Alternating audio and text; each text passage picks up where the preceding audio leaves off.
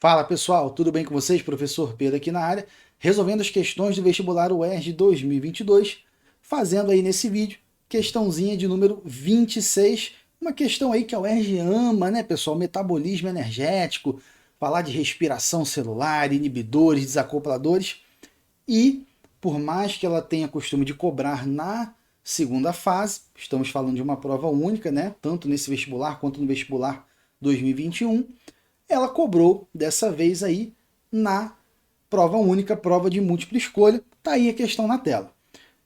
O tecido adiposo marrom, abundante em recém-nascidos e em mamíferos que hibernam, é rico em mitocôndrias que possuem em sua membrana interna uma proteína desacopladora da fosforilação oxidativa. Essa proteína, ao desfazer o gradiente de prótons, permite o fluxo desses íons do espaço intermembranas para a matriz mitocondrial, o que assegura a sobrevivência dos organismos. Desse modo, os adipócitos da gordura marrom apresentam redução do seguinte processo. Ou seja, ele quer saber aí o que diminui, ok? Então, bora lá. Uma visão geral aqui da respiração celular aeróbica, pessoal. Um processo dividido em 3 etapas: glicólise, ciclo de Krebs ou ciclo do ácido cítrico, cadeia respiratória ou aí fosforilação oxidativa, enfim. 3 etapas. Glicólise ocorre no citosol, onde a glicose, ao final do processo, é quebrada em 2 moléculas de piruvato. Essas moléculas de piruvato entram na mitocôndria, ocorrem ainda algumas reações até a formação da acetilcoenzima A.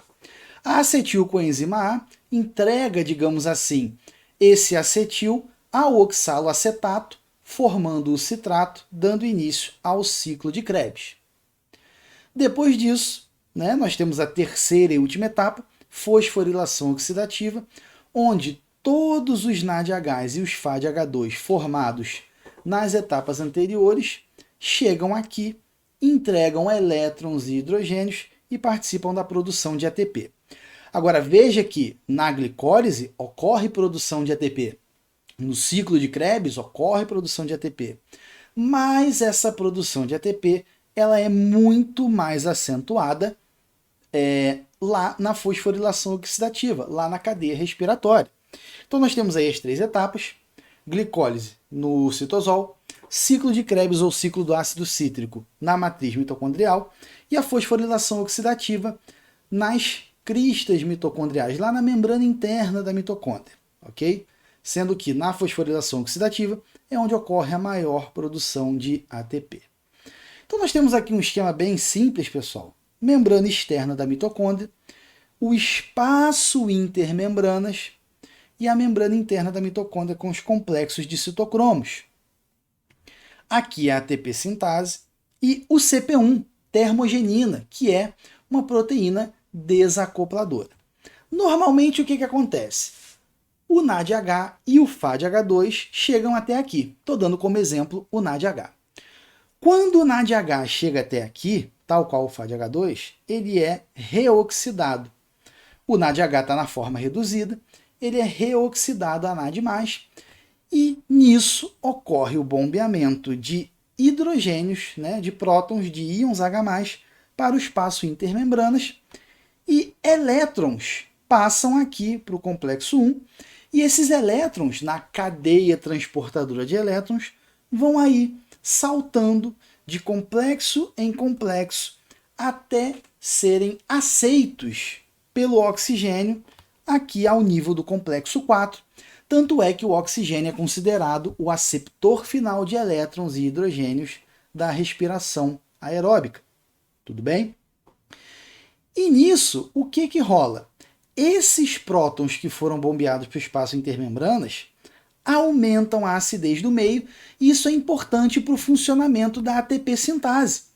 A ATP sintase, como o nome sugere, é uma enzima muito importante para a formação da ATP. Quando esses prótons retornam por ela para a matriz mitocondrial, ela gira e fosforila uma molécula de ADP, formando ATP. Tudo bem? Só que, na presença de um desacoplador, esses prótons aqui, que deveriam voltar pela ATP sintase para formar ATP, são desviados. Então, um desacoplador, ele é uma proteína que desvia prótons. Ele faz com que esses prótons, ao invés de passarem pela ATP sintase, passem por ele, desacoplador. E se os prótons estão passando pelo desacoplador ao invés da ATP sintase, essa produção de ATP não ocorre. Correto? Então vou repetir. Os prótons devem voltar pela ATP sintase para que haja formação de ATP. Porém, o desacoplador desvia esses prótons, fazendo com que eles passem não pela ATP sintase, mas pelo próprio desacoplador. No que os prótons passam pelo desacoplador e não pela ATP sintase, essa produção aqui de ATP, ela não ocorre. Então, a produção de ATP na cadeia respiratória não ocorre. Mas veja, o transporte de elétrons não para de ocorrer. A reoxidação do NADH a NAD+, e do FADH2 a FAD também não para de ocorrer. Somente para essa síntese de ATP aqui da cadeia respiratória, somente para a síntese de ATP via fosforilação oxidativa. Muito bem. Quando isso acontece, o que vai rolar aqui, né, nesse cenário? Primeiro, essa energia que estava sendo mobilizada para a formação de ATP, ela tem que ir para algum lugar. E essa energia que seria usada para ser transferida para o ATP, para a formação do ATP, como não tem essa formação desse ATP, como está rolando ali o efeito do desacoplador, essa energia ela é liberada na forma de calor. Então aumenta-se a produção de calor. Por isso o bebezinho, né, ele tem muito tecido adiposo marrom para produzir mais calor, né? Por mais que nós tenhamos aí, já estejamos na modernidade, num avanço de uma série de coisas, até onde eu sei, o bebê continua nascendo pelado, né? Pelo que eu saiba, o bebê continua nascendo pelado. Então é uma espécie de proteção natural essa grande quantidade de tecido adiposo marrom com desacoplador para ter uma maior produção de calor. Só que, como eu te falei, nós temos aqui uma menor produção de ATP, já que esse ATP da fosforilação oxidativa não está sendo produzido. E aí o que o nosso corpo faz para compensar? Queima gorduras. Queima gorduras formando ácidos graxos. E esses ácidos graxos vão ser mobilizados lá para o ciclo de Krebs. Só que, quando nós queimamos glicose, nós geramos para cada uma molécula de glicose 2 voltinhas no ciclo de Krebs, que vai produzir lá NADH, FADH2, enfim. Quando nós oxidamos uma molécula de ácido graxo, nós acabamos gerando 8 voltas no ciclo de Krebs, produzindo NADH, FADH2, fora o ATPzinho lá que já é produzido no ciclo de Krebs, não é mesmo? Então nós temos uma produção muito maior de NADH e FADH2 quando nós quebramos um ácido graxo do que quando nós quebramos a glicose.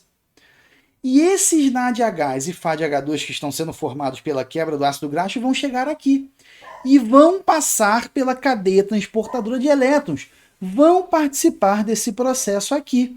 Então, se eu estou tendo mais NADH e mais FADH2 chegando, eu vou diminuir ou vou aumentar o transporte de elétrons? Eu vou aumentar.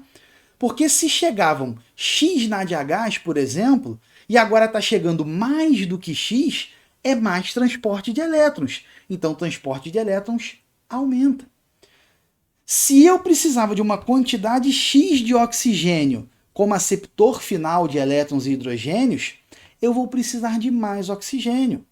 Porque se está chegando mais NADH e FADH2, se está tendo mais transporte de elétrons, eu vou precisar de mais oxigênio para aceitar, para atuar como aceptor final de elétrons e hidrogênios no final do processo. Então, o consumo de oxigênio também aumenta, a produção de calor aumenta, o transporte de elétrons aumenta.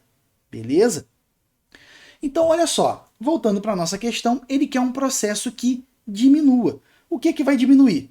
A produção de ATP, uma vez que a fosforilação oxidativa não ocorrerá por conta do desacoplador. Os outros processos aos quais ele se refere aí estarão, na verdade, aumentando. Beleza, pessoal? Questãozinha aí boa, mas para quem está ligado no vestibular UERJ, é uma questão de certa forma manjada, porque a UERJ já cobrou isso várias vezes, beleza?